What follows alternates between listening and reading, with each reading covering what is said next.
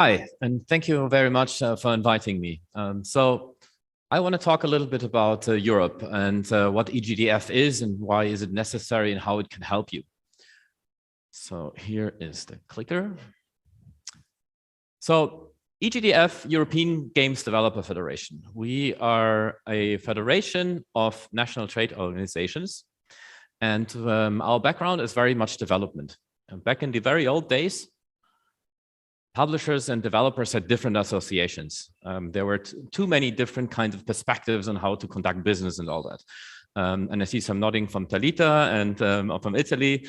So over the last couple of years, obviously this quite changed. A lot of developers became publishers became developers, and so on. So that kind of distinction doesn't really make too much sense anymore. In my opinion, it's much more important to understand that it's different needs from, SMEs, small, medium-sized entities, such a European bureaucratic word to say, and basically the big companies, because they sometimes still have different perspectives on things, right? If you're an international corporation, you think of taxes and what's going on between, how can you basically have money from one country to the other and so on, which is totally valid, but it kind of is much more complicated to just say, we are small, we are cool, and you're big and you are evil. And I think it's really, really important that everybody understands that this is not really the case. Besides that, we still have two organizations in Europe. And as I said, I represent the EGDF. We have 19 national trade organizations. Our setup is very much based on those. So our members are only trade organizations from the individual countries. We're very proud that we have 19. Only a couple of years ago, it was nearly half. So we are growing. And we are especially growing also in Eastern Europe, which I'm super happy about. It's the first time for me in Belgrade, in Serbia. I have a Serbian stepmother, but I was already an adult. So it's like I'm actually quite happy that I connect with some part of that, let's say in brackets, heritage of my own too. And as you can see, it's now really from all parts of Europe. And it's not just European Union countries which are part of our organization. So for us, it's really about Europe, the idea. And this is also why I'm super happy what Laser was saying in regards to the openness of the industry and all that. That's very important to us. We are also a value-based organization. So yeah, sure, we represent indirectly the businesses being member at the trade organizations. But in my opinion, it's very important that we also understand as Europeans that we try to push kind of a free, liberal, democratic kind of setup. And I'm really happy that SGA joined. And I'm myself a very political person, so I'm also happy, that yesterday Serbia, had a certain vote in the UN and so on. Let's not dive too much into it, but I'm proud that Serbia seems to be on the way to also look at the West even more. And I think it's in gaming and what we represent, the kind of content we do, as in my opinion, the culture technique of the century. It is important that we think in basically global. And sure, we have to act local. That's also very political science things to say, which I sometimes one time studied. But to underline this and to dive a little bit more into some of the numbers, as you can see here, we represent a couple of thousand studios. So that's a lot, right? And again, very much reflects this idea to represent SMEs. We have roughly, 90,000 people in games in Europe. 40,000 of them are with us. And be represented in Brussels for regulations and so on. But besides, and this is always the same with associations, one of the things we have to do is basically lobbying, right? Politics, think about regulations and all that, create a better framework for us to conduct business. Another one is basically to, push our common identity. This is one big reason why we're here, right? We want to show you, you're one of us, and you are other brothers and sisters, right? And this is very, very important to have kind of an aligned and common idea where to go. And the third one is that we also offer some services, right? And some of it is like, conducting numbers and trying to bring everything together. Little disclaimer on numbers. Every country in Europe counts stuff differently. So please don't go too anal about, here, this might be a little bit different and la, la, la. This is unfortunately how it is still. Maybe in the midterm future, that's different. Then you can really compare it. So please take all the numbers with a little bit of grain of salt. What else didn't I mention yet? So I mentioned the cultural side of things. That's, in my opinion, very, very important. We are not just entertainment. We are not just IT, right? You know, in the early days, when you talk to people, they say, yeah, you IT people, right? You know, you code software, whatever. Sure, we do that. You know, this is one very core thing on what we do. But even more important is that we actually build cultural products. And they don't always have to have the intention of an artistic intent, but they're still cultural. And they will influence people. And I think we even have a bright future ahead of us as an industry, but also a duty, a responsibility to really think even more about what we do. And especially in today's climate, what's going on in the world. So please, you know, whoever is also doing, you know, and not only serious games, but games which have a message, which may be going into history, which would try to depict violence and wars and conflicts and all that. Never forget you also have, you're influencing people. Even if you don't intend to do, you will influence people, and especially kids and teenagers. So the ethical discussion, right? You know, this is for the moment, of course, there's all kinds of discussions here, but one pretty obvious one is also to think about a bit of sustainability, right? What can we do in our industry to be a little bit more green and so on, but also various others. So here are some of the numbers. I'm gonna read them to you. Some of the, as you can already see, some data is missing, but it gives some kind of indication, right? Traditionally, the UK has been always very strong. There's many reasons for that, you know, going back to the Sinclair, if some of you are older here in the room, remembering that. So they had their own PCs. And obviously, the UK has been a place where lots of the international headquarters, originally coming from the US primarily, basically set up shop. And you know, if Sony is around the corner, you start a development team, you know, hang out in a pub. It's much more easy to conduct a deal, right? So this is definitely reflected there. France has always been strong. You know, France already awarded knighthoods to game developers more than 20 years ago. So especially on the cultural side, France was basically leading the way.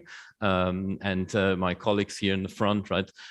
Sweden has been always quite interesting. It's not, you know, the biggest country on the planet, but they were always, you know, very much looking at an international market, speaking English really well, blah, blah, blah, and have good education and all this. So they were able to have kind of lighthouse teams, lighthouse projects and so on. Italy, I think, is still, you know, quite growing and changing over the last couple of years. So there's a lot of dynamic in this whole area. Here's a bit of the revenue. You know, here, you know, I'm even less kind of, you know, take this and, you know, publish it tomorrow, because I actually would already challenge some of the stuff, but again, giving kind of an inclination. The UK here, unfortunately, is missing. So I think they would still lead the way because, you know, a lot of the big games out of Europe come out of the UK. And then it always also depends on how you see it. You know, is it the revenue of the company in that country, you know, what they basically report to the tax authorities, or is it the revenue the game makes in the world, you know, with the consumer and all that. So it's like everything is a little bit complicated, but again, giving kind of indication. What I'm also very happy about is, you know, we're growing every year. You know, in some of the years, even from the data like 10 years ago, where some of the statistics said, oh, it's not growing. It was still growing because, you know, they forgot the browser games, which for a certain period of time were fucking huge. So in the end, I'm now in the industry for 22 years. I'm playing games now for 40. I'm a bit older than I look, but I always felt, you know, this is a industry, this is a cultural art form which really evolves, right? We do different things. We kind of, you know, for a couple of years, we really make also art house stuff. You know, the serious games are not only boring and dry anymore. You know, there is so much happening left and right. And if you just look at the app stores, for example, you can see every day how many games are released and all this. So it really reflects the kind of ingenuity, the, you know, Laser mentioning innovation and all this. And again, you know, us being the culture technique of the century, but also the other side of things, driving business models with free to play. You know, I don't know who does NFT games here at the moment, right? That's going to change a little bit how we work basically in the metaverse, right? You know, super fancy new word, which is quite old, but that's a different story if you read Snow Crash back in the days. But it really reflects on what we're doing, right? I'm super happy. And, you know, Epic is here too, right? Epic is changing the movie industry. I think most of you hopefully saw Mandalorian. If you looked at some of the kind of makings of it, it's done with Unreal. Without Unreal, it wouldn't look that great, right? And it's super innovative. It's super cool, much cheaper than some other ways of how to make a movie. So I'm really, really happy that we drive basically a lot of different angles to make the world a better place, ideally, right? This is what I really inherently believe in, that all of us, especially as entrepreneurs, and if you are in politics and represent stakeholders, we should try and aim to make the world a better place. Number of people, that's also very important, right? Again, here, it's mostly growing. And again, also here, as you can imagine, who is really in games, right? Is it only the development studios and the people working with the publisher? But for example, my headquarters is in Munich. The company who basically tried to get the most people out of my company is BMW. What the fuck do they do with games, right? Lucky enough, they realized that, German engineering user experience in cars might be not the greatest way to go, right? So they started, snatching people from the games industry. So everybody is getting influenced by people who understand what game design is, user experience, and all this. So what do we really do as an association? And the time's up, but it only will take another minute. Is we, of course, have certain initiatives which we're trying to drive in Brussels. One of the things just represented is access to data, try to get all the different data points from all the European associations, access to market, digital market area, digital single market area, to basically have a harmonized framework. If in every country in Europe, all the rules are super different, it's not easy for you to do business. So we of course, try to have it as much aligned as possible. Access to funding is very important. And here again, a lot of the EU funding programs are also eligible for non-EU countries, right? So please keep that in mind. And especially for the early days of teams, I think this is really important. I just shook hands with someone from Business Finland, one of the institutions in Europe which really supported the games industry for a long, long time, right? And some of the biggest names who are now billionaires had access to that kind of funding in their early days. So congratulations, thank you very much. And this is, it's not about creating schemes, how to always get public money, right? And exploit the systems and get some, citizen taxes dollars. No, but it's really important when new industries emerge, they need to be supported, because we had to also fight against many obstacles, right? There's other industries who, not really happy that we are thriving that much. There's people in politics who still like, games, what is that, right? It's only for kids. No, so we really had to basically, ideally not violent, but, push a little bit, nudge a little bit, create awareness, educate people, and so on. Access to talent, super important, right? How easy it is to move around in Europe, get people outside of Europe into your companies, and public support and so on. I'm not going to read out everything. You can all read, I hope.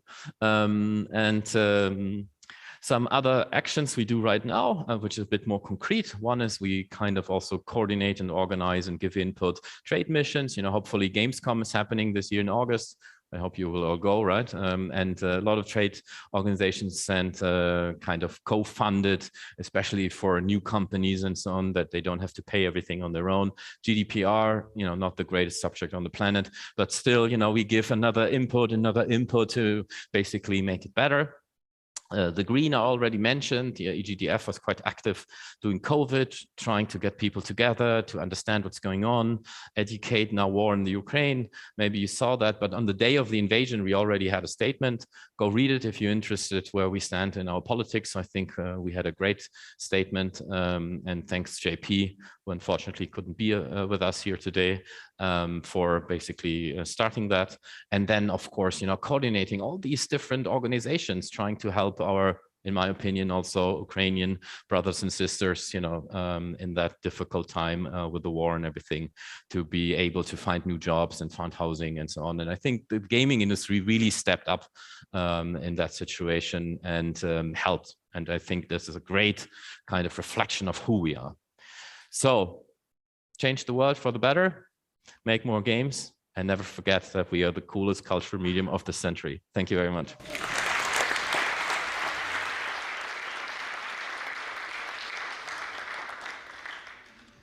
Thank you, Henrik. It was really great to also see some of the data that you presented and to realize that we have representatives of some of the industries that are, you know, at the end of the scale. So over the next, I'm not sure how much time actually in total there is, but we're going to hear 4 talks, 4 presentations, coming from Finland, Sweden, France, and Italy, respectively, all from different organizations who are involved in developing the, let's say, national gaming ecosystems.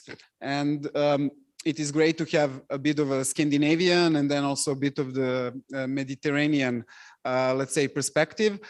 So all of our speakers will one by one join us with their presentation on stage, and then we're going to have a bit of a conversation together. So for the start, I would like to invite Olli Sinerma from Business Finland, from the organization supporting development of Finnish business abroad. All right. Where's the clicker?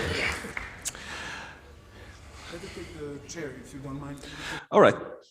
This is going to be a seated experience, apparently. So hopefully everybody is sitting well. All right. Let's begin. So everybody who is sitting here is part of a 200 billion euro business. And I'm talking about the Finnish twist in it. Like Henrik said, take all these numbers with a grain of salt. I was like totally afraid that he's going to show different numbers than I am, and then somebody's going to go, aha, you're wrong. So with the Finnish twist, with the button that works, yeah. All right, so the global game business is huge at the moment, and it's growing by year by year and by year. The biggest boost became when the mobile business decided that it's better to give games out for free than ask money for players, and that actually what blew the whole thing up. And the same thing happened in Finland. For Finland, this is currently about 2.4 billion euro revenue industry, turnover industry. And from our 200 companies or so, employing 3,600 people in a country of 5.5 million. This is a huge amount of money coming towards us. I don't have the number actually here, but now that we are sitting in a Film Institute building, the revenue coming into Finland from entertainment sector, 98% is coming from games, 1.8% is coming from movies, and 0.2% from music. And this is country of heavy metal, Nightwish, and all of this stuff. So the games is actually huge. And the public funding has been part of this thing for ages. And we will go into that in a second. But just to run a couple of Finnish game companies, this is Housemarque, the game Returnal. The company, it was a proprietary title published for Sony's PlayStation 5. The company was acquired last year by Sony. This is pretty creepy picture, but it's from Remedy, mostly known for the game Max Payne, but this is Control, published also for multiple different platforms. This is a really cool team called Nolla Games and their game Noita, meaning witch in Finnish. Unfortunately, the people upstairs or the game developers would appreciate this more, but every pixel there is simulated, so you can do anything you want in it. These are good friends of mine. They have developed this kind of an RPG game. This is a really old school stuff, a project called Legend of Grimrock. Some of you might have actually played a game called SimCity. It was huge in the 1980s, 1990s, and then the Finns took over and released a game called City Skylines, which totally blew it off. And then the Swedes came and bought the company. Damn you. But all right. So not everything is like, you don't need huge graphics to make actually, and this is an important part of the games. The games are not about the graphics. Everybody always sees the graphics and the pictures, but actually the game thing that sells it to the people is the mechanic. This is a game called Baba Is You, a developer called Hempuli. He has made thousands of games, and he made this as a solo project. And according to the Finnish public tax records, because everybody's tax records are open for us, he made something like 3 million euros out of it, which comes for us. And this is my project. I released this before joining Business Finland a couple of years ago. I really like to do games that go for something really artistic, something that you have not done before. So I was one of the first releases of a virtual reality game. So this is a virtual reality game called Pollen. And here is about some of other games I have done. I worked for the game industry for about 20 years before joining Business Finland. Different stuff ranging from Twilight, horrible vampire stuff, don't watch it, to some more fun things like the Tiki Towers.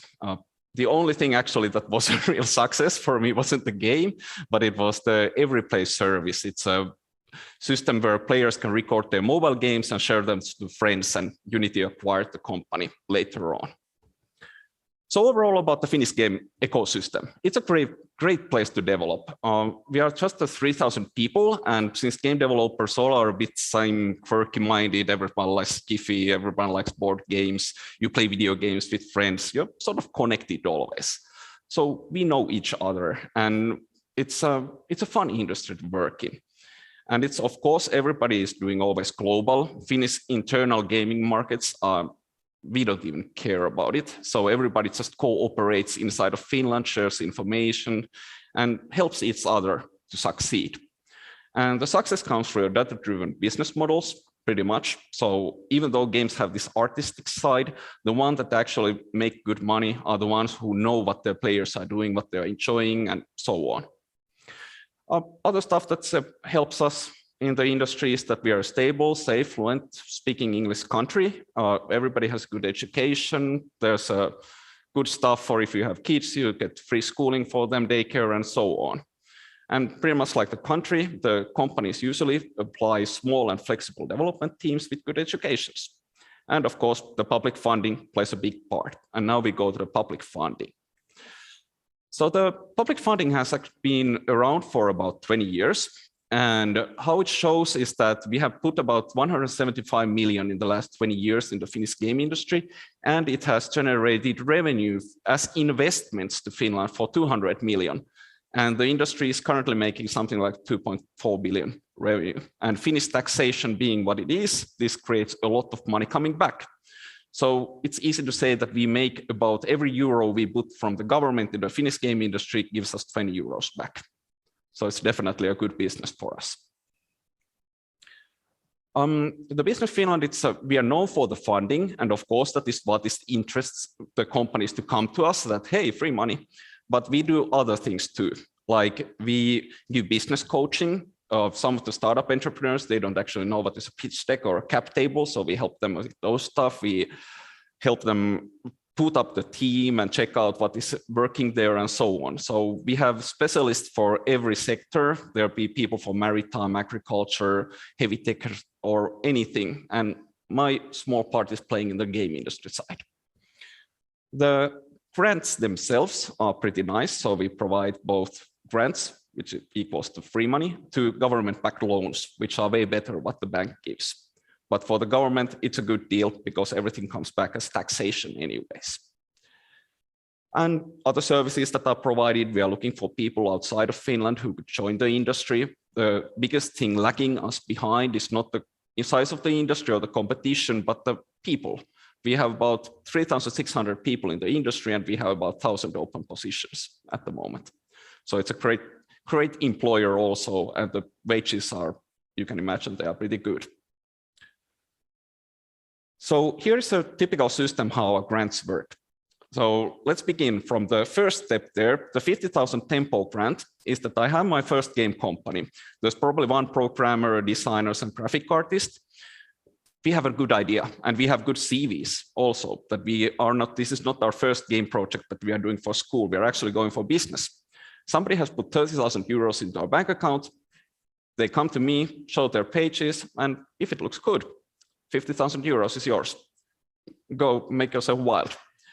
And the thing with this money is that it helps the company build a better product. So when they go to the investors, they are not just going with a pitch deck and an idea, but they actually have a working prototype, and in good situation, they already have some data to prove their thesis that this is actually a game that is going to sell. And that way they get a better valuation for the company. And the valuation is important for the loan part, which is the second R&D phase. I have the number 100,000 there, but that's just a number. There's no minimum, there's no maximum. The biggest ones that we have granted last year were about 3 million euro loans. And the idea is that any investor that puts money into a Finnish game company can actually think that his every euro turns into double, because the government is giving a loan for it. And the loan is not asked for paid back in next 3 or 4 years. And if the business doesn't work, that the game actually doesn't succeed, the loan can be transferred into a grant, because our target is not to turn the company into a bankruptcy, but give them a second chance for success. And finally, those R&D loans, there can be multiple, there can be multiple at the same time and so on. We have the YIC, Young Innovative Companies category. Actually, yesterday when I arrived here, I noticed a guy driving a motorcycle and he had a Volt on his back. That's a Finnish company that has actually been part of the YIC. So the YIC is grants and loans. Grant is about €500,000 and the loans is 750,000 euros, government backed. And this is this is went backwards. Sorry. There we go. And this was just a couple of newspaper articles I noticed that where the investor money is being doubled by the government and how much it's generating income to Finland and so on. But yes, that was my part here. Thank you. And let's get the next kind of slide. Thank you. Thanks, Olli. If anybody has a question right now for Olli, you can go ahead, because we have a bit of time, and of course we'll talk more later, and there'll be lots of chance for you to ask questions. So forgot the questions and answers, and actually ran it through pretty quickly. But sure, any questions? Game development. Please ask me about game development. I'm not most of the time. Yeah, you can also think about your questions and save them for the panel. Oh, okay, Nicola, thanks. Hi, thanks for coming in the presentation. So I had an opportunity to go to Finland actually quite a few times, and actually it was an inspiration to me as a country and an ecosystem of what you're doing together when we set off to kick off the SGA as well. And one of the things that was amazing is actually the meetups that you have there, and how transparent everybody is, where every company is hosting and sharing the data in support of your data-driven business. So I was just wondering if you can maybe tell us a bit how that looks from the perspective of ecosystem, how often it's happening, how many people are coming, just to give us a sense of that. Sure. So before Corona, because of course Corona changed a lot of things, how people can get together and so on. Every month, every second Tuesday, we have this IGDA, International Game Developer Association meetups. That's pretty much where all the developers come together, and they have been organizing those for 20 years now. It began so that there were the PC developers who didn't want to talk to the mobile developers because mobile development isn't real game development and so on. But eventually it grew up, and that's how pretty much the friend connections were made. And that's how people started to learn about each other, and eventually the thing grew, and everybody really started telling like, well, this is the stuff we do, and this is how we program things, and these are our user numbers and so on. Because like I said, we are a small internal market. We don't actually compete with each other, we compete with the world. So it's good to share with the people you work with, and probably only competition we have with each company is for the employees. That's probably the only one. Otherwise, it's more like, hey, what cool stuff have you done before? And of course, because the Finnish thing is that we have a lot of sauna. So after you have seen the guy naked drinking beer with you, there's not much to hide at that point.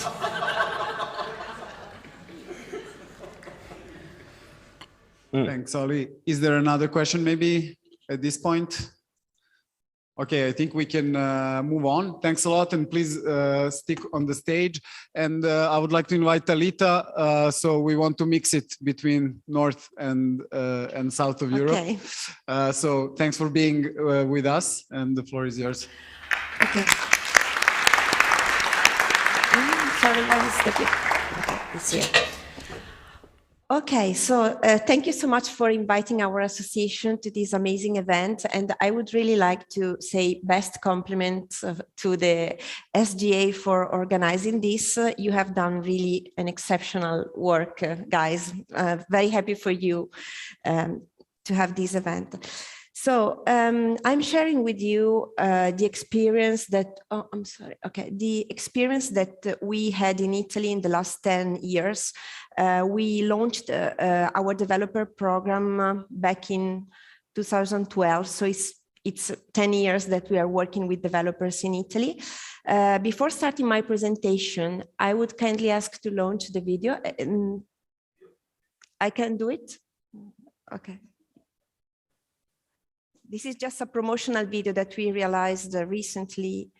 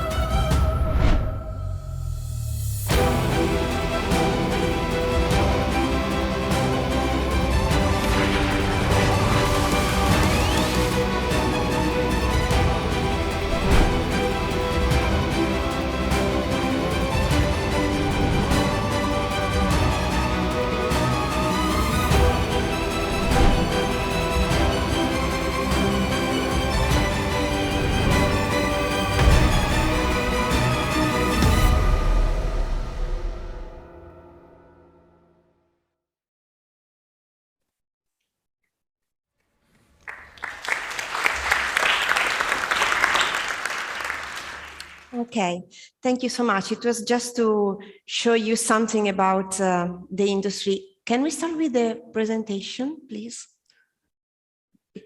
Thanks. Okay, so what I would like to share with you today is, first of all, some information about the video games industry in Italy. Second, our experience as the Italian trade organization in building, or let's say in supporting the building of the video games industry in Italy. And third, some information on what our next plans are for the development of the sector. Can you? Okay, so sorry. Okay. What about the state of the game industry? You probably know that Italy is one of the 5 largest video games markets in Europe. The total turnover last year was over 2 billion euros with a growth of 0.29% compared to the previous year. And we have approximately 35% of the Italian population between 6 and 64 years old who had played video games last year. It is 15.5 people that used video games last year. Whereas we are a quite large market, we are still an emerging country for game development. It is difficult to explain why. We are one of the largest markets in Europe, but at the same time we are an emerging country in development. But I would say that there's a lot of factors that contributed to this. And I have to say that especially, the fact that games have not been considered very seriously, especially by our public institutions, as a strategic business sector to invest in. But basically today our numbers are 160 development studios in the countries, 16,000 employees last year, only 30% of companies with over 10 employees, and 26% with revenues over 500K, and the vast majority of companies that self-finance their business, even if I have to say that in recent years, the support from publishers and also from public funding has grown a lot. However, in recent years, what we have to say is that Italy has become home of a flourishing gaming ecosystem, especially because we started to see investments and acquisitions by international groups in Italy. Our studios shown an innovative approach in reinterpreting franchises, in creating new genres and maximizing the potential for IP-based games from big brands.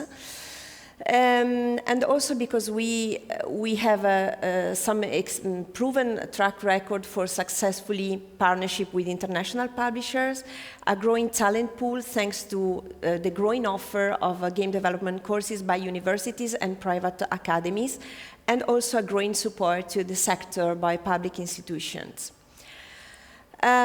Here, I want to share with you our experience, especially in dealing with public institutions in Italy, that I have to admit, it has not been an easier task for us, especially because, as you know, our governments change quite frequently. So you have to, once you have, a good contact with the ministry officials, or politicians, the government change. So it has not been very easy for us to work in the last 10 years.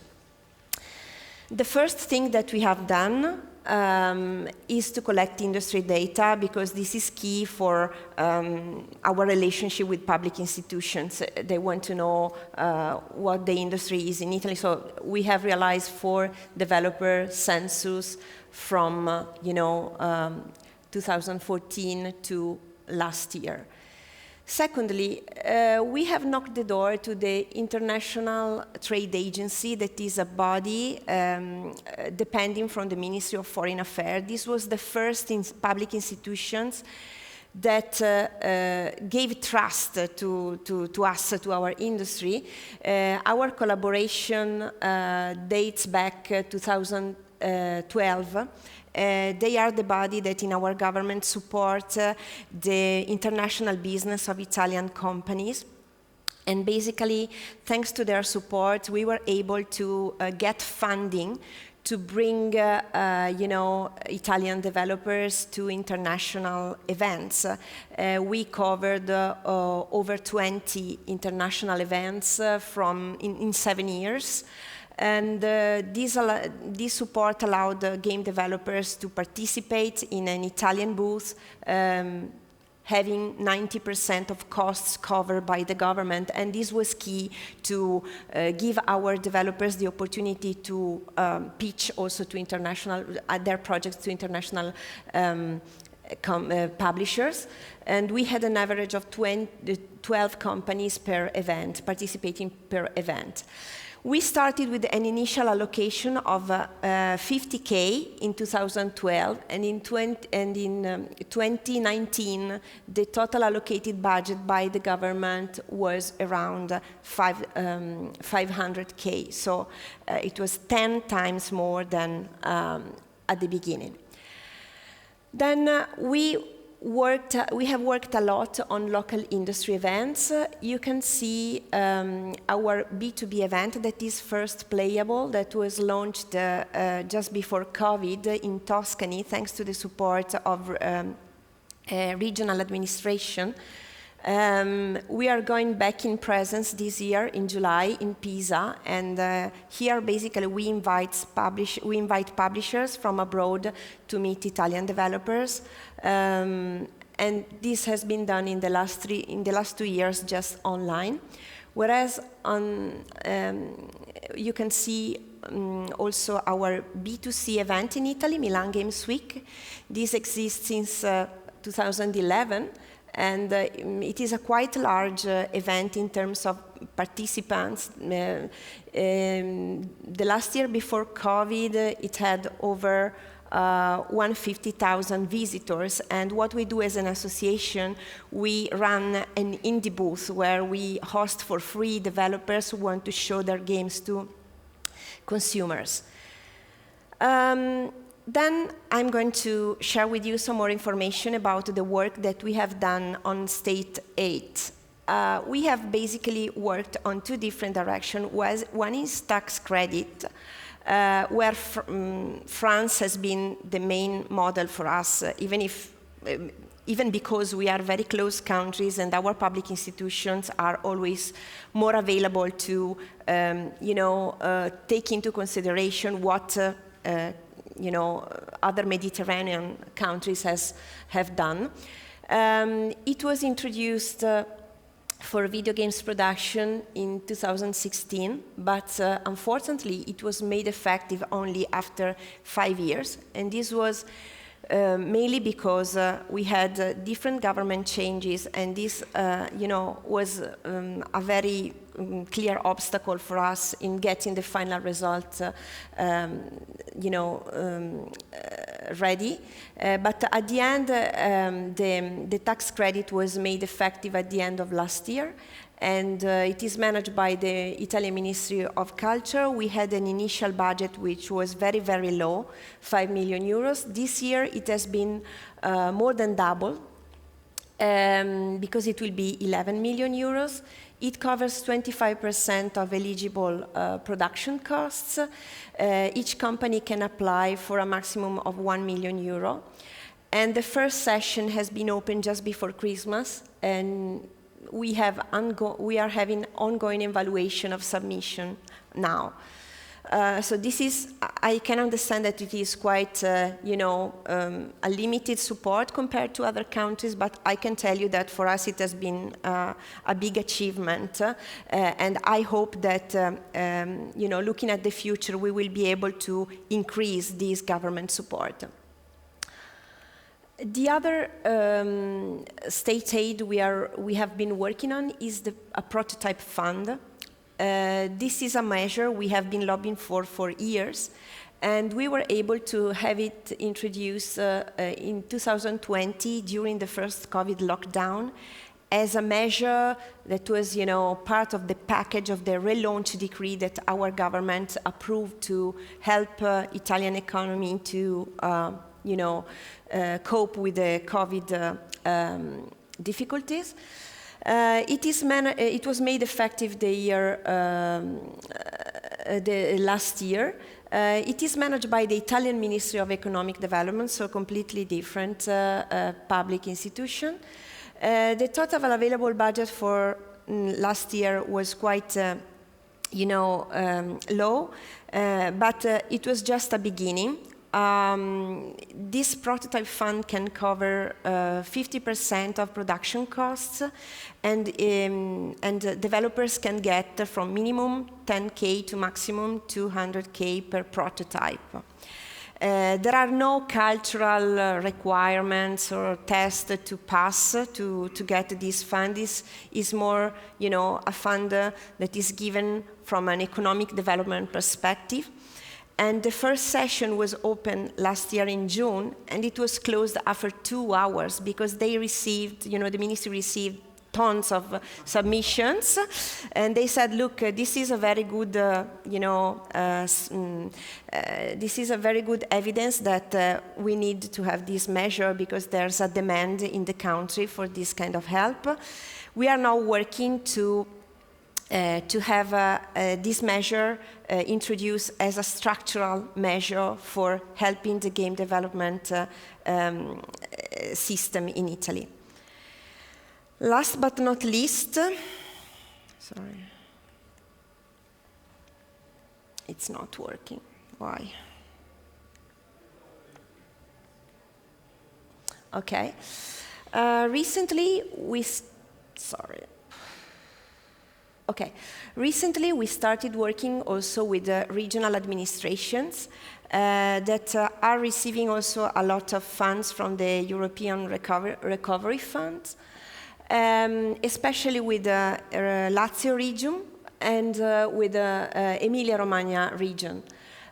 Both these regions decided to put funds to build some vertical acceleration programs dedicated to gaming.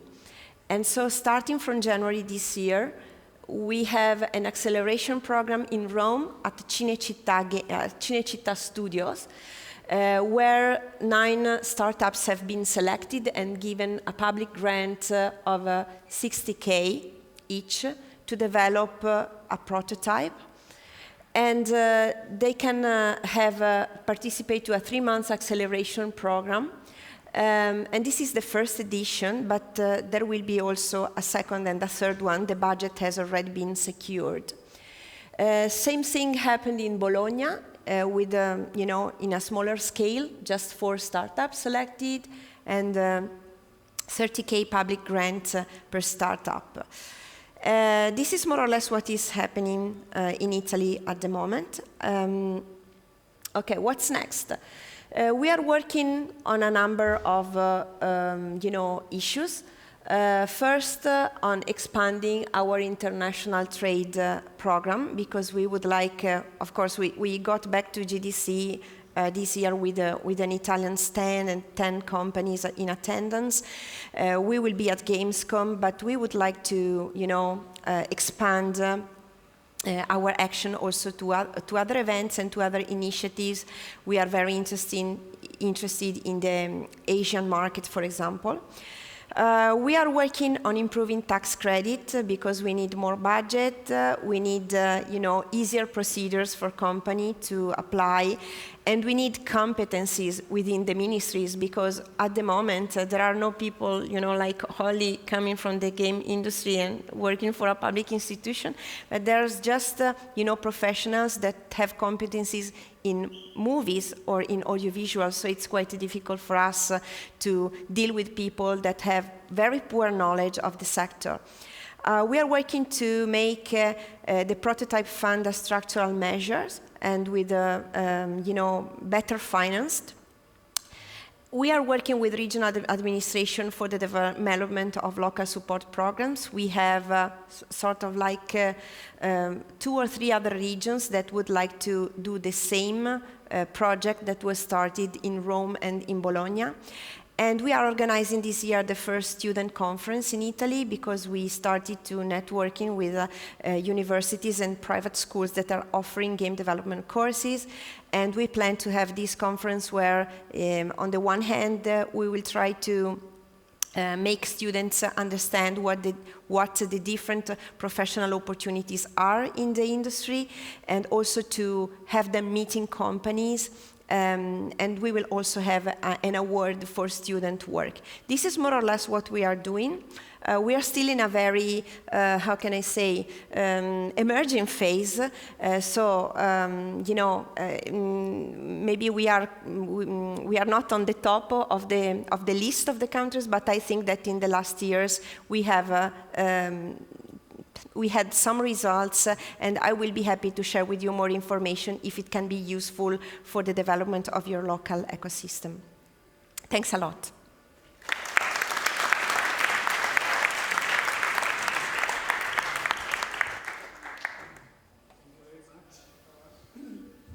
Apologies, just to check once more if we have any questions. at this point for Talita. It's very interesting to actually, I think we are kind of in Serbia in a relatively similar situation, or maybe the point of development. There are some differences, but if we talk about state aid in the panel, I will kind of reflect on that once more. So it is my pleasure to invite Per also to join us from Sweden, the spokesperson of the Swedish games industry. Thank you.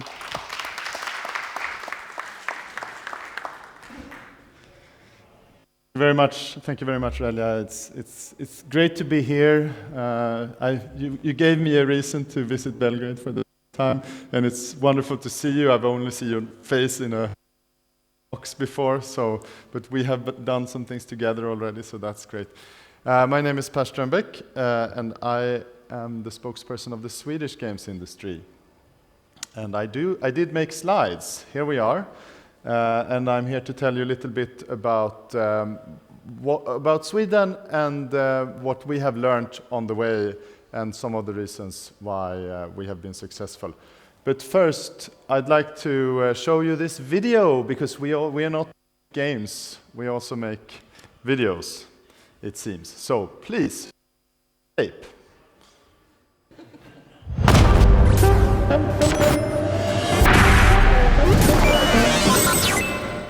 Did you know that every 8th person in the world has played a game made by Swedes? Oh, but Sweden, aren't they too busy shopping at IKEA or dancing to ABBA? Wrong. Well, they do all of those things too. From the front line of the battlefield, to the mining and building of worlds, to finding out what it's like to wreak havoc as a goat. Sweden is responsible for a lot of visionary games. But I'm not gonna start bragging about stats, like telling you how many people play Candy Crush every month. 100 million. It's not like I can convince you to become a part of the Swedish games industry by showing you these numbers, telling you exactly why there's never been a better time to do so. Take it from this Swede instead. Yeah, it's true. See? Told ya. So, if you're interested in belonging to a community with diverse people focused on bringing the highest level of creativity to a fan base, that in turn allows this business to be one of the most profitable in the world, I'd start thinking about becoming a Swede.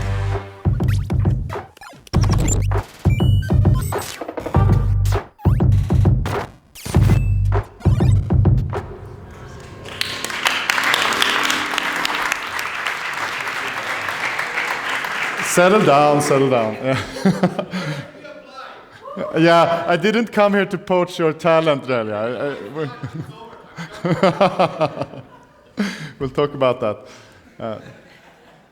No, really, I think the community that several people have mentioned and the way that we help each other and grow together, I think that's not only true of the individual countries, I think that's true for Europe as well.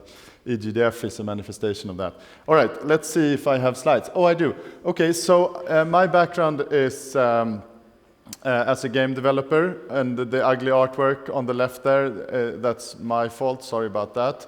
It's a game called Rock Manager. It was published in 2001, sold to 14 countries, failed 14 times. So that's why I realized I don't have it in me to be a game developer. So instead, I was in games publishing for a while, and now I'm the spokesperson for Swedish games industry. And we are the trade association for the developers. We also have the games publishers, tools and technology providers, distributors, and also some educations and game clusters and things like that. So about 100 member companies. Yeah, whatever. Okay, I'm going to talk a lot about numbers, but I don't think that the numbers are really the true story. This is the true story. So whenever we talk about numbers, let's keep in mind that those numbers exist because of this, because of all the cool games that are made by people who love making games, at least some parts of the time, and that they are really talented and they are really hardworking and they make games that people love all over the world. So this is the true story about games. The numbers are a consequence of this. It's not the other way around. Sometimes I get lost myself. All right. You've seen bar charts before on this stage this morning. I'm sorry I have to add to that list, but this is the development of the revenue of the Swedish games industry. This is what the Swedish registered companies have provided to the tax authorities. So the consumer end of the value chain will be higher, 3 to 6 times higher, who knows? Nobody knows. And as you can see, we've been blessed to have tremendous growth in the last decade. If you look at 2017 to 2020, something happened which accelerated the growth. And the main reason for that was publicly traded companies. This is when the Swedish games companies started making their shares available for trade on the Stockholm Exchange. And not only the Swedish companies, by the way, we have 4 foreign companies that have also chosen to list in Stockholm because that exchange, the ecosystem around it, has such good knowledge about the games industry. If you've ever pitched a game company to an investor, you know you have to spend 90% of the time explaining the games industry to the investor before you can start talking about your game or your company. So I think we have breached that wall, let's say. Now the investors know about how the games industry works. It's also the case that I used to spend a lot of time trying to convince the Swedish policymakers to copy the Finnish system. Like, if Finland can do it, why can't we? 15 years I've been traveling with people from government to Finland. Look at this. I took the Minister of Finance and I said, €1 put in 20 euros back, and still they didn't do it. So I don't know, I'm probably useless lobbyist. At least part of the time. But the publicly traded companies and the access to funding from that source has solved that problem.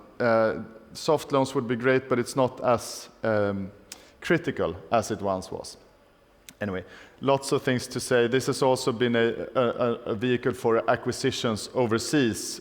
So the publicly traded companies have acquired overseas companies or invested in overseas companies. So for example, Sweden is now the biggest investor in the German games industry, would you believe it? All right. And we have lots of companies, and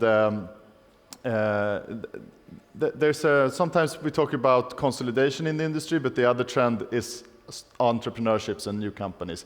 And I think those two are both healthy. There's no shortage of initiatives in starting new companies. Fun fact, a majority of the 2010 companies were still active in 2020. So it's not like with tech startups fail fast and do something new after you pivot. The games companies, they are resilient, they have staying power, and I think that has a lot to do with being driven by passion and pursuing that until you find a way to succeed. All right. We hire lots of people. We would hire more people if there were more people to hire.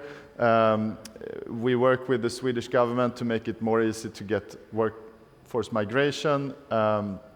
We work with the Swedish government to have more educations. I'll talk about the education system in a minute.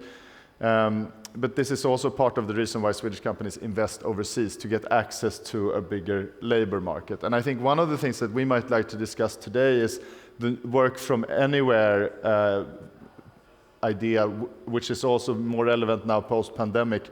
I like to see a labor market in the future where we have more flexibility for workers to work from other places, but there are some legal issues on the way. But maybe that's a topic we can work together on. All right. And what have we? Oh, women. Sorry, that's a slide in Swedish. It says number of women employed in Sweden. There's as many employed by Swedish companies outside of Sweden. So, I mean, we get criticized for being a male-dominated industry, and that criticism is relevant. We have made a lot of efforts to change that. So women-only labor market days, scholarships for female students, working with leadership training for our managers in the companies, etc. That's a different talk, really. But we're not happy because it's only like 23% of the workforce. But at least there's progress. So there are more than 10 times as many women working in the games industry today as 10 years ago. So at least we're providing a viable career opportunity for women who want to work in games. but more needs to be done, for sure. We can talk more about that. All right, global games market, everybody made this point before, it's growing, that's great.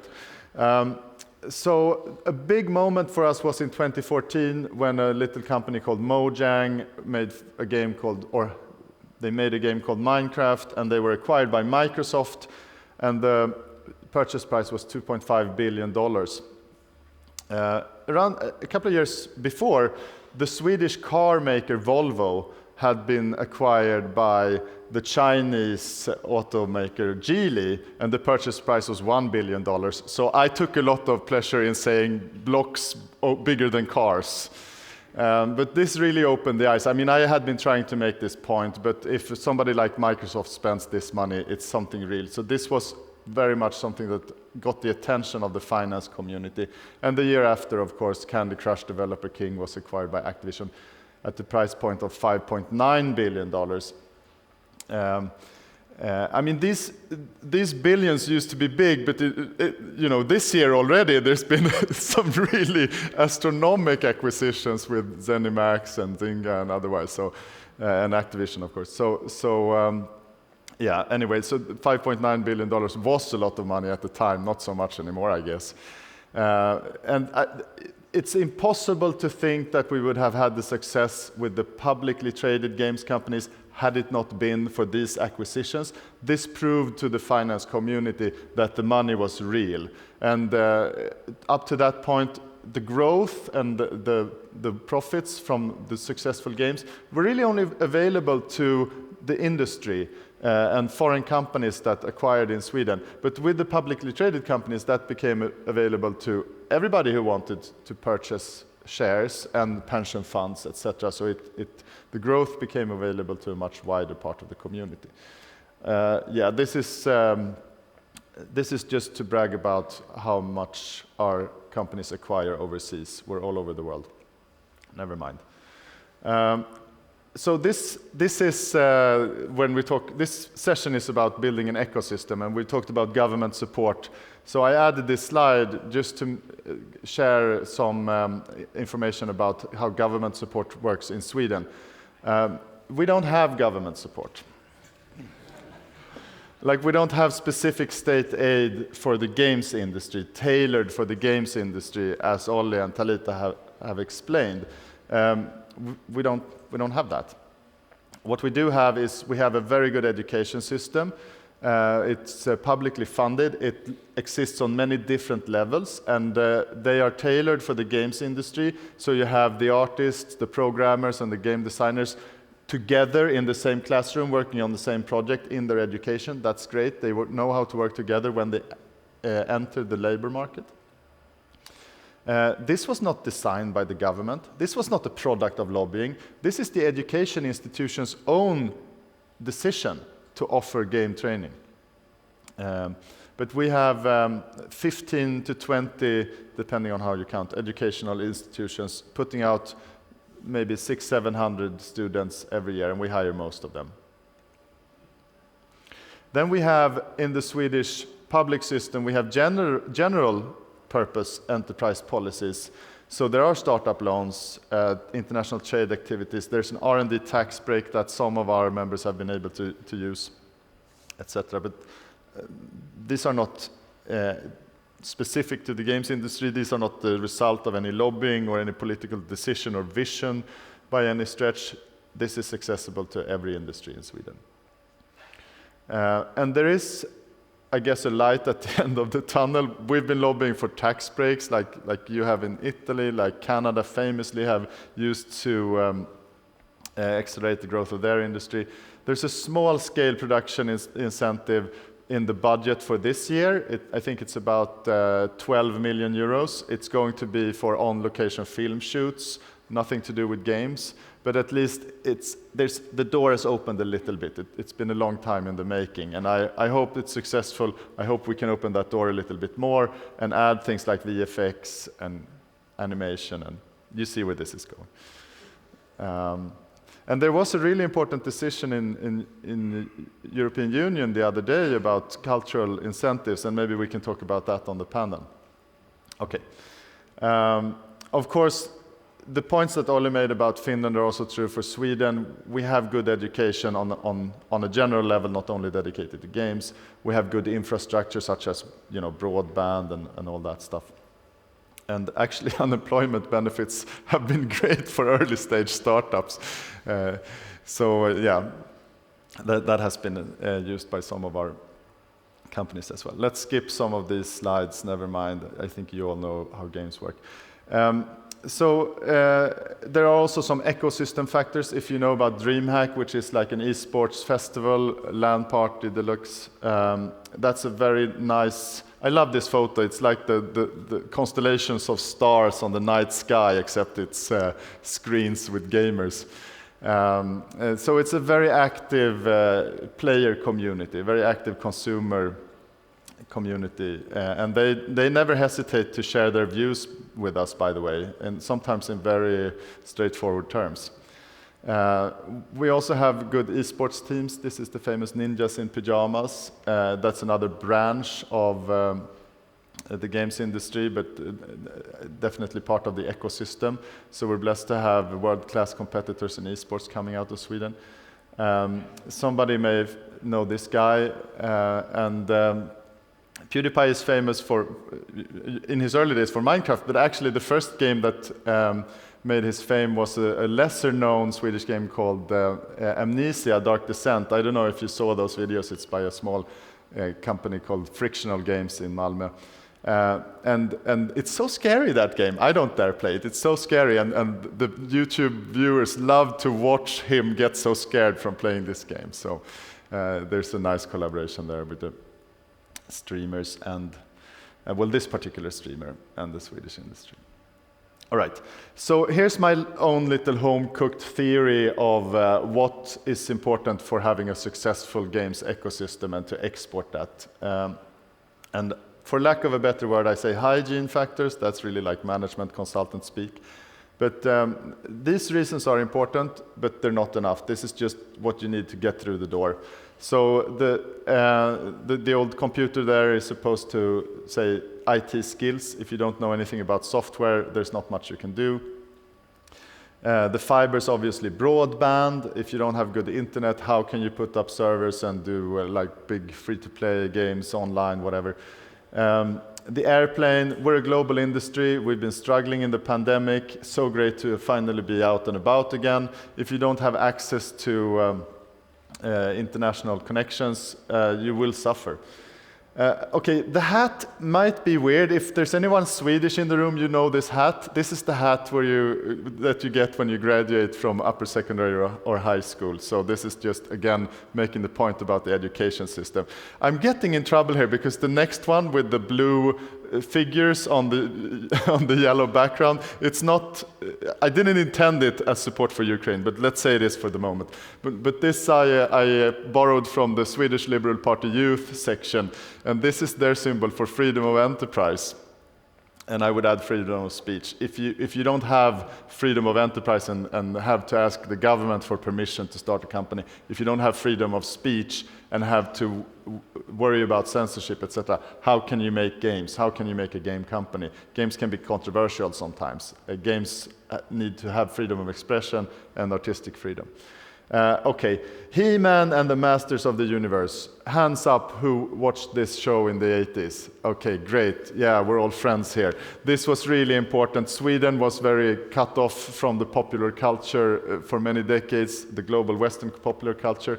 But in the 1980s, that changed. We had VHS, we had satellite television, we had the heavy metal bands breaking, not only from Finland, but those are the greatest, of course, especially Lordi. No, really, the access to the Western popular culture, even trash culture, if you like, if you want to contribute to that ecosystem or that community, you obviously have to be an active part of the audience as well.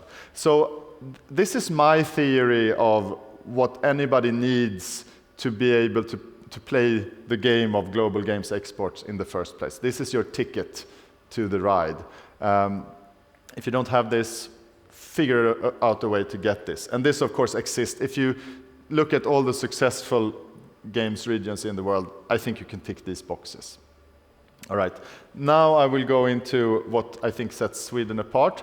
So this is the success factors, and they will be different from every country. They will be different. Everybody has to find their own success factors.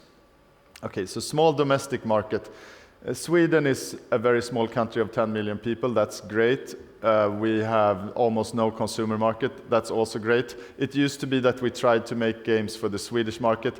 That didn't work. So we started making games for the world, and that was a really smart move. So thank you, whoever, I know, I guess Gustav Vasa or somebody who drew the borders at some point. Yeah. Have you been to Sweden? Yeah? You know how in November you come out from lunch, even in the southern parts of Stockholm or in Stockholm, for example, and at 2 o'clock it's dark? How depressing is that? There's nothing you can do. I mean, I'm sure if you go out in Belgrade, you will have a nice stroll, you'll meet friends, maybe you have a nice coffee in a cafe, dance, kiss, I don't know. We don't do that. We stay inside. we work on our games. Escapism, people. We do have a social safety net. I already made a point about unemployment benefits. I'm out of time, so I'll rush through this. We have workers' rights. This is really important, not a joke. If you're part of a creative team, it's really important that you feel safe and that you can make your voice heard and make a comment about the direction of the project so that the management can make well-informed decisions. If you fear for losing your job or get punished by management, that really limits the creative potential of the team. And folks, making games is a team sport, right? I'll come to that point in a second. So workers' rights are really strong in Sweden. I think that's great. Here we are, sports. Sweden is really about the collective. We don't like to be, I mean, all the bragging that I do, I don't feel really good about it. I can only do it because I'm bragging on behalf of somebody else. I would never brag about, I don't have any accomplishments to brag about, so that's safe. But no, we're all about the collective, and this is really the mindset that we grow up with. I love to show this photo. This is, yeah. I don't know, I don't expect anyone to guess. This is the women's football final in the 2016 Olympics in Rio de Janeiro. And the Swedish men's team played a tournament that same summer. It was the European Championship. And you would have to be a huge football nerd to know how the Swedish football team did in the European Championship. But I can tell you, they scored, they won 0 games. The only point they won was a tie against Northern Ireland, and the only goal was an own goal by Northern Ireland. My analysis is that they failed because they forgot about being collective.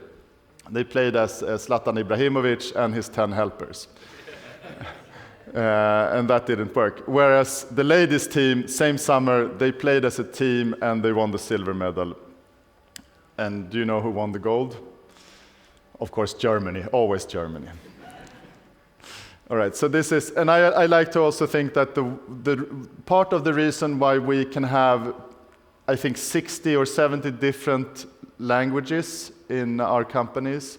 People from all over the world come to Sweden now. I think part of the reason why it's possible to join and to be part of the team is this attitude, collective over individual.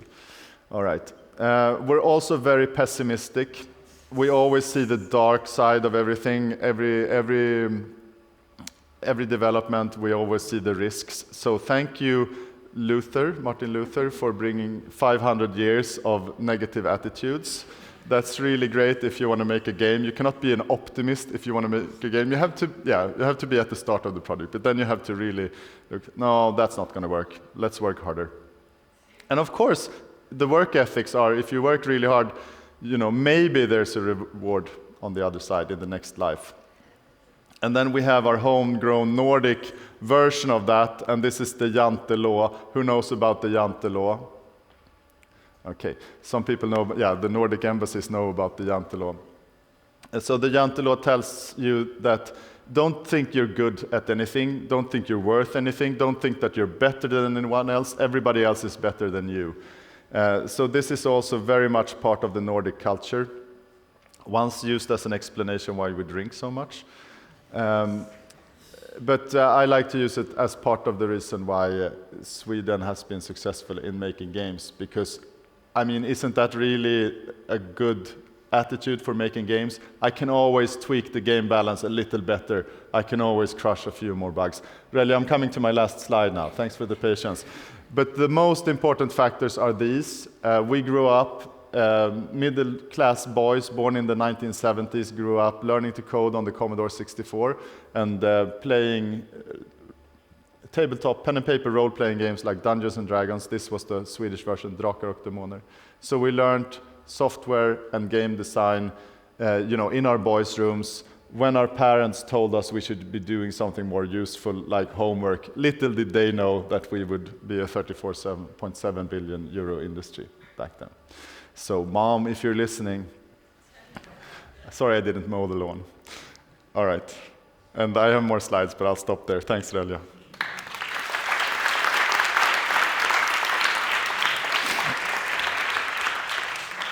Thanks a lot, Per. So I will go straight to inviting David to join us. We're going to go a bit over time, 10, 15 minutes, so we could do a couple of questions at the end. So David is the Vice President of SNJV, the French Association of Video Games. Hi.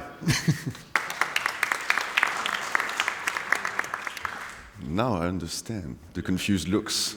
Hi everybody. So my name is David. I'm a vice president of SNJV, and aside from that, I run a small indie studio in Paris. Thank you all for your presentations. It was very eye-opening, and I agree with what you said about the importance of unemployment benefits. And it's really nice to see how we can inspire each other and the similarities that we have with different countries. So my take on the topic was to not show you big numbers and absolute numbers, but rather percentages, and try and tell you how our ecosystem looks and the diversity of the ecosystem that we have right now before I move forward with how we get government funding, because we get lots. We have a very diverse industry. We do have lots of service providers. We do have some publishers, some more famous than others, but they make quite a bit of revenue. And we have a majority of development studios. This is really important to us because we are, before all, a country of developing games, and we've been for the last almost 40 years. In terms of like the age of the industry, because we've seen support for a very long time, we do have thriving businesses that have been around for more than 10 years, but we still manage to get some creation, and some companies are still less than 2 years old. And in terms of the size of those businesses, we still have a lot of them being quite small, with about 70% being less than 10 people.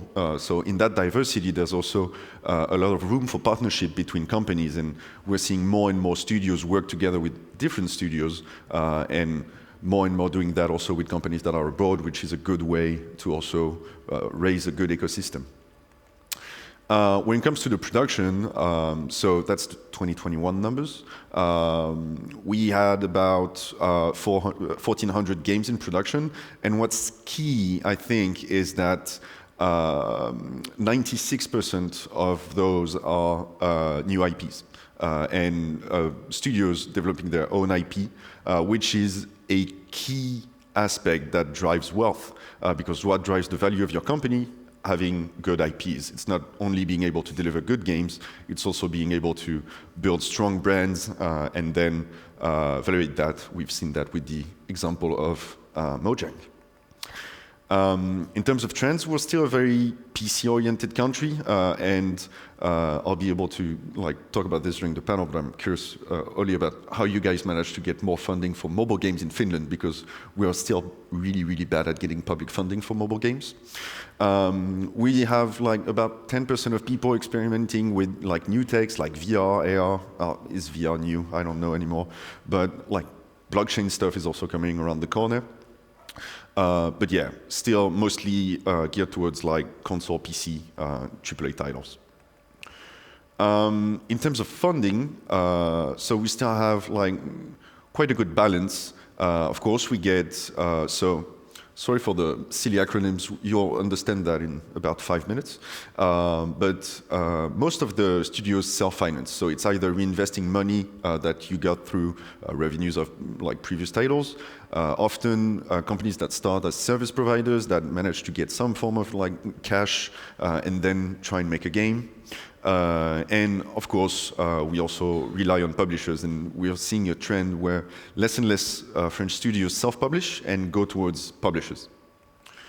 So I'll skip this slide because I copied it at the end. I'm going to explain to you what that means, and then we'll get back to it.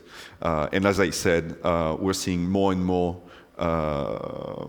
studios looking at publishers because, yes, the industry is thriving, and yes, we have lots of money, and COVID helped a lot bring revenue in our businesses, but at the same time, there's more and more games, tons of really talented countries and companies put more games out on the market, and self-publishing is less and less an option because we need to be able to maintain our revenue.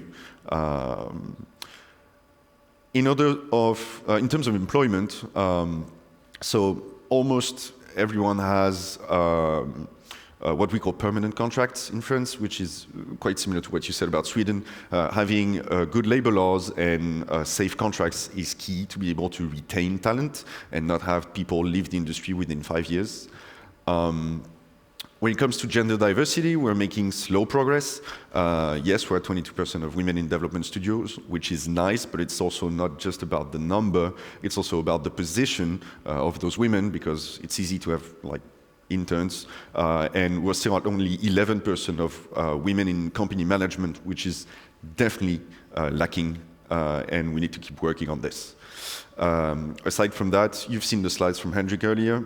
You've seen that we keep on creating jobs, about between 600 and 800 jobs last year, and we keep on doing that, which is great. And I'm not talking about this, but we also have quite good education system, even though it's mostly private and very expensive, which is not really the way to go. When it comes to the economics of our industry, so only 20%, or should I be proud that it's 20? Let's say only 20% of the companies go above 1 million euros. So yes, we have big stars, big names that make tons and tons of money, billions of revenue, but we also have a large majority of smaller companies that struggle. And we do have 38%, is that it? I can't remember all the numbers, I'm sorry, that were in deficit last year. And so we still need the support because, yes, the big names are still going to be there for a long time, but like the diversity of studios needs to be maintained and sustained. When it comes to the exports, obviously, France is not a big market for games.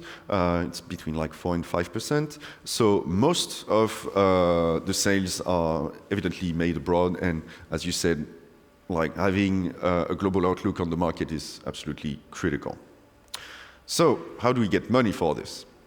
So as Hendrik said before, games have been viewed as a cultural thing in France for forever. And we have like Knights of Culture that made games. So it made sense for us to be supported. Discard the thing at the top right. I should have removed that from that slide. So we have this thing called CNC, which is the Center for like Cinema. And they traditionally finance movies, TV shows, and anything like multimedia. And of course, at the beginning of the century, they started getting interested in games. And they were like, hey, we finance culture. Isn't games somewhat culture? The French economy was struggling at that point. We had seen big giants fall, like Infogrames and all that. And so in 2004, 2005, the CNC, like some kind of random dude without lobbying efforts, was like, hey, games, they're quite fun. Let's give these guys money. And so over time, we've reached a point where we are quite a big spending point for the French government, and we have lots of business-related help, similar to what Olli discussed about Finland and what you said about Sweden. I'm only going to focus on the cultural aspect of things and the games dedicated funding, but we also have other stuff. So the CNC helps in two ways at a national level. We have subsidies and we have tax credits. I'm going to start with the subsidies. So there's three big subsidies. The one is concept writing subsidy. To do that, you need to be a graduate from one of our top games universities. And you can be a team or just an individual, but if you're like an incorporated business, you can't apply. The idea is to be like, hey, you have an idea, you want to like write up a concept, start maybe prototyping a little bit. Well, go to the CNC, they're going to give you 10,000 euros. You can like see what happens with that. And in order to get the full amount, you need to deliver a written concept after 12 months, which is, for the game designers in the room, something that's highly achievable. Then we have the pre-production subsidy. So this is obviously only for businesses. And then you need to like show that you have a solid game concept. And then you can apply for that and you get, on average, 75,000. There's no minimum, there's no maximum, and you need to deliver a playable prototype at the end. And then there's the production subsidy. That's 150,000 on average. And obviously that comes after the pre-production. And what's really cool about all this is that if you follow along, you see that it kind of looks like how you make a game, and you can like accumulate all that. And so ideally, a single project will just go through all of those. What's cool as well is that the guy at the CNC, he understood that he's not like an expert on making games, so he asked experts on making games to decide which project should get money. So there's a commission of industry peers that is renewed every 2 years, and they're the ones judging the projects. So we're not judged by people who understand nothing about the industry, we're judged by people from the industry. And this is also a key aspect of our system. So right now, this is what we call the FAJV, Fonds d'aide aux jeux vidéo, and this has a yearly budget of 5 million in subsidies. Now, the other big thing, and you guys spoiled the fun a little bit, but we do have an insanely good tax credit system. So in order to be eligible, you need to have a game that costs over 100,000 euros to be made. You need to spend 80% of your budget within the EU.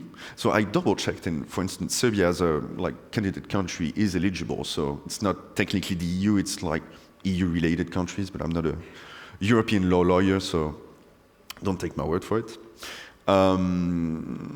You get bonus points because there's like a cultural check with actual points, and you need to get 14 out of 20.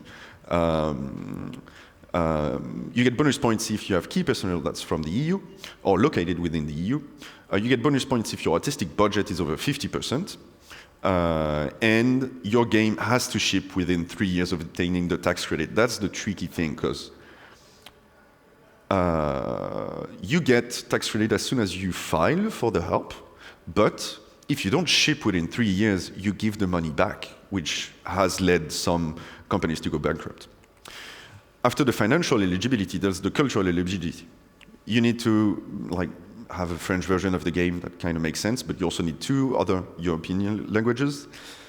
I already spoke about that budget thing. Yeah, so technical innovation is an aspect. You get bonus points if your game talks about European social topics. No one gets those points.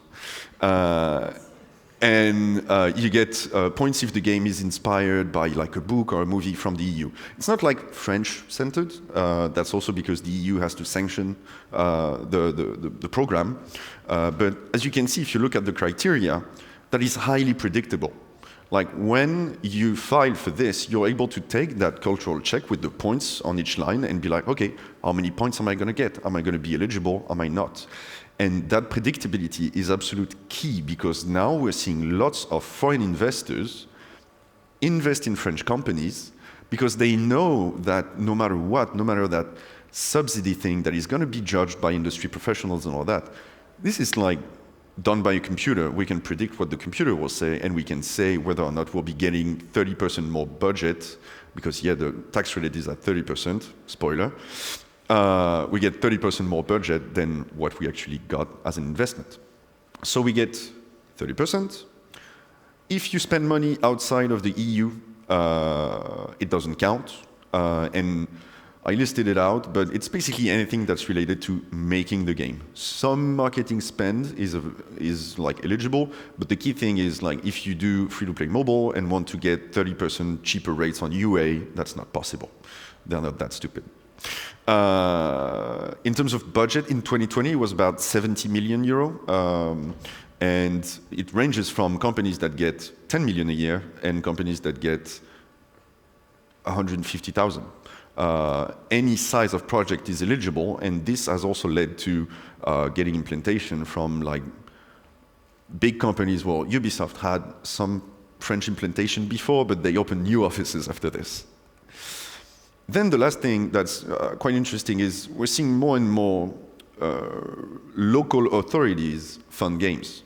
It's highly illegal, it's highly unpredictable, which is a bad thing for that kind of help, but depending on where you're located, you can get some project funding that goes up to 200,000, which is something that you can accumulate with the previous stuff. So that can be quite interesting. Sometimes it's subsidies, sometimes it's advances that you need to reimburse, and if you are not able to reimburse, they just transform it into a grant, similar to what Oli was talking about earlier for Finland. And we're still working with local associations because there's SNJV for the national aspect, but we also have local associations of game devs to like up the budgets there. But the minimis rules is kind of blocking everything at 200,000. But the ones that give like 5,000 euros for pre-production, it needs to become a bit more serious than that. And the last thing is, even if you're not in that local area, sometimes the region is going to give you money to buy services within that area. So if you have a service provider in northern France, even though you're based in like, I don't know, Finland, the Northern France Authority will give you money to do that. So we also have some form of indirect funding to maintain the local businesses who are more into service providing than game developing. So now you can understand this. So FAJV is the subsidies, regional aid funds, I just told you about it. CIJV is the tax credit. CIR is one of the, it's like an R&D tax credit, so you can do that, but it's only the big companies that do it. And some European aid funds that I'm not going to go into because no one gets them anyway. But yeah, so that's kind of how it works, and we need to have more companies take part in the CIJV thing because it's a really good system, but it's also important that like it's been done in Italy, like it's been done in Germany, like it's been done in the UK, we don't let Canada have it all. And we maintain jobs in Europe, and we need to be competitive to achieve that. Thank you.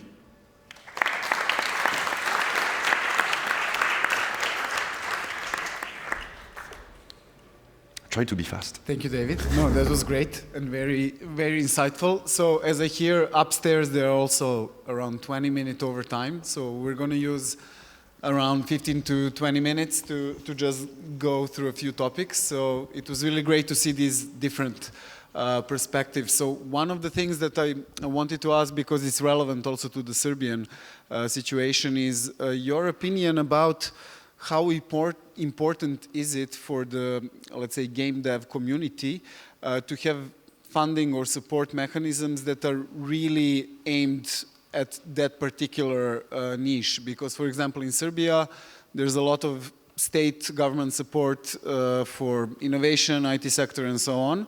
But it's my, at least, impression and of my colleagues from the association that the people from the gaming studios are not always aware of them. Maybe they're not aware that it really refers to them and so on. So I'm always asking myself if there would be like a gaming fund or fund for game development in Serbia, would there be more teams and companies applying for this kind of support? So, Oli, did you want to? Yeah, so how the Finnish system works is, does this work? Yeah. So how the Finnish system works, there is not a gaming fund. All these funds are available, whatever you do, is it healthcare, agriculture, or whatever. They are gaming companies just learned how to use them. It wasn't an easy job because in the first days when the Tekes funding, which it was Business Finland, was originally called, came, game companies just wrote these huge GDDs, game developer documents, and came to Tekes and said, here is our game, please give money. It didn't work. Eventually we learned that actually what they are funding, what Business Finland is funding, is like innovation. So instead of, this is my game, there's Mario, he runs in a game and saves princess, we actually do this sort of technology that enables us to do this, and so on. So that is the key pretty much. I don't think it's, you don't need actual game development fund in that sense. You can, if you have an innovation fund, that serves the same purpose.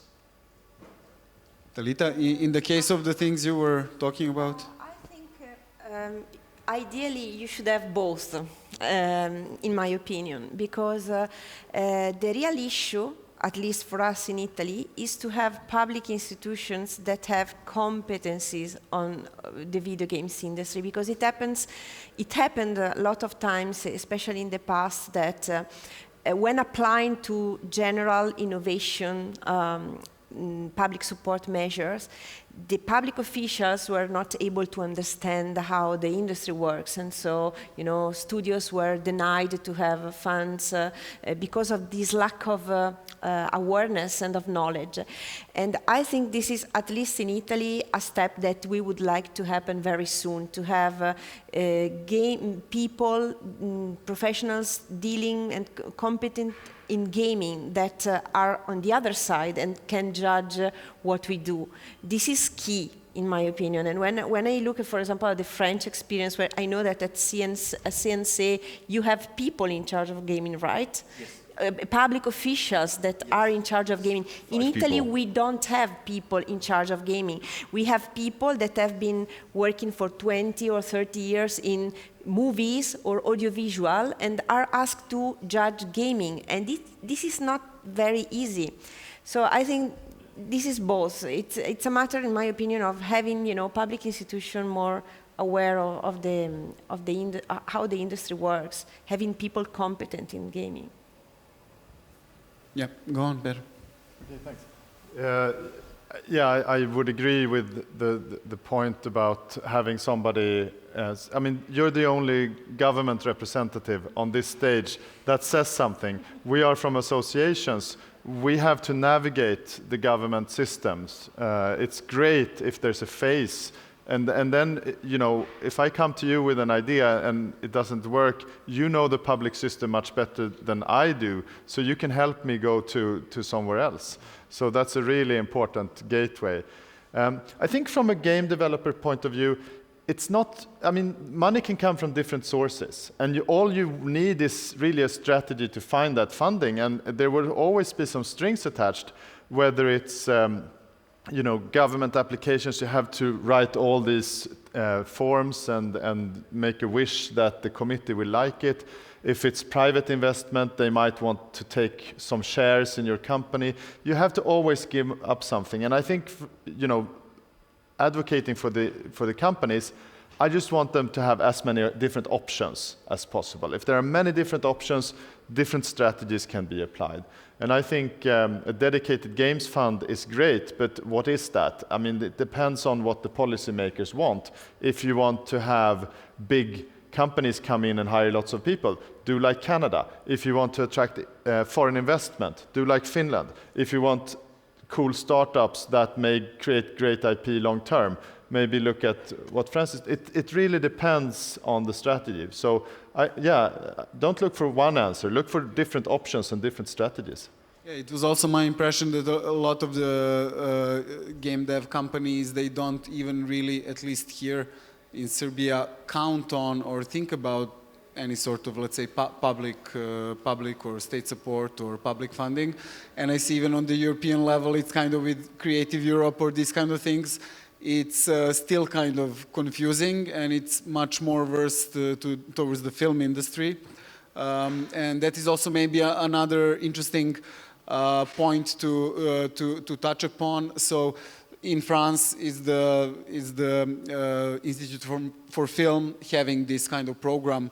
I think in Croatia it's also starting. They are incorporating, let's say, game and this type of audiovisual content. In Serbia, I'm not sure. I think there might be some improvements in the future. But how do you see now this relationship? It seems to me that also, on a more general terms, the gaming industry will start influencing the film industry much more over the coming years, mostly due to technology and production aspects and so on. So how do you maybe see this relationship in general and in terms of this like structural, public view? So I'm going to rebound on what you said about the fact that we now have permanent employees dedicated to gaming at CNC. There's 5 of them now, and it's quite funny because 5 years ago there was just 1. So there's a real political will to make this grow, and for the people who are used to traveling to conferences, I'm sure you've seen almost everywhere in the world the Canadian guys with their little flags saying, hey, come to Canada. Well, CNC has just opened a job for someone that's going to do that for France. So CNC is not only investing in production, they're also trying to boost the attractiveness of the territory for foreign investment, which is very interesting because it's initially affiliated with the Ministry of Culture, and it's slightly diving into like the actual business side of things.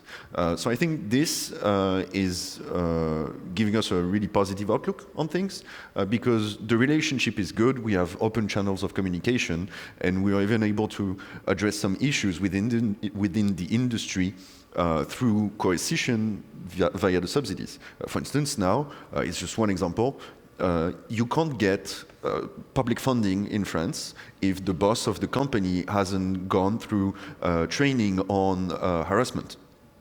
And we're trying to also guide the industry towards more knowledge and a safer environment through collaboration with these people. And being able to have that conversation with government workers is amazing. Okay, so now I'm going to say something controversial. There's not enough controversy on this stage. We don't want film money for games, at least not in Sweden. No, it's real. And I say this having spent 6 years on the board of the Swedish Film Institute, so I've seen it, let's say, from the inside. And they're great supporting film. But there was a proposal in 2010 that they would expand to also cover games. And we actually said no thanks. We thought and still think that film is a different beast from games. It's a different type of creativity. It's a different market. It has different structures. The way that films are produced are very different from the way the games are produced. I don't like to think that games are some form of film, but I get that attitude a lot from the film people. Oh, it's on a screen. Well, then I have to remind them that we now have a member that makes games for smart speakers, so you don't really need a screen even. So we have followed the cautious strategy of saying no thanks to film money. Maybe that's a mistake. Maybe France has the answer, but that's the choice we made. We didn't want to be put into the mold of the film industry. We wanted to grow on our own terms. Continue with the controversial thoughts. So in Finland, where we have succeeded in games, everybody knows Supercell games and Rovio games and so on. Nobody can mention even one Finnish film, probably in this whole room. Probably the Finns, maybe, with good luck. Sorry? Okay, Aki Kaurismäki, we have the great success. 50 years or 70 or 100 years of funding Finnish movie industry. We did one thing well. But the issue I think there is that we funded art, and even though art has its own principles, why you need art to give you, enhance everything, make life nicer and all of that, but art itself when funded, which is the idea behind our movie funding instruments, art doesn't mean that it will generate more income, which will generate more interest in that art form and build it up, the infrastructure, enable hiring more people into the industry, encourage investments. So the same way that Per said in Sweden that they don't actually want movie industry money, we don't want it either because we don't want their methods. We want the actual investment turned the games into business. Making games is fun on itself, but to make it a living job, you need to get money out of it. Yeah, I guess it will be a kind of continual challenge because of the nature of game development itself, you know, being on the kind of crossroads of technology, IT, creative industries, you know, and then, okay, film is in a way also part of the, you know, creative industries or cultural and creative industries. Yeah, so this multidisciplinarity will always kind of, I guess, produce different overlaps. So there's maybe one or two more topics that would be nice to briefly reflect on. We also had this morning session of the SGA membership, our annual assembly, and it was after a long time that everybody could meet, you know, in person. And so to change the subject a bit, we had also in the last 2 years several really notable acquisitions in Serbia of local studios by larger companies, global companies. We also have companies like Ubisoft from France having a studio in Belgrade. I'm just interested from the standpoint of the associations, also when you do your reports and so on, because this was one of our topics this morning. So how is it now? How do you distinguish the, let's say, the global success of a company with the, let's say, you know, national success, or the income, or the you know, turnover? Because I don't know, you have a Serbian company, but now it's a part of some much larger system, and you need to say like it produced this much value, you know, in terms of money, employees, or anything. So do you maybe have some specific, you know, approaches in this regard? David? So one thing that I thought about yesterday, thinking about the acquisitions and all that and what happened recently in Serbia, is now our ecosystem that has been supported for like 25 years is seeing similar acquisitions. We're seeing our Swedish friends doing some shopping in France. We're also seeing lots of French companies acquiring each other. And we don't see that cash as cash that is like in the turnaround, but we're working hard to make it stay within the industry.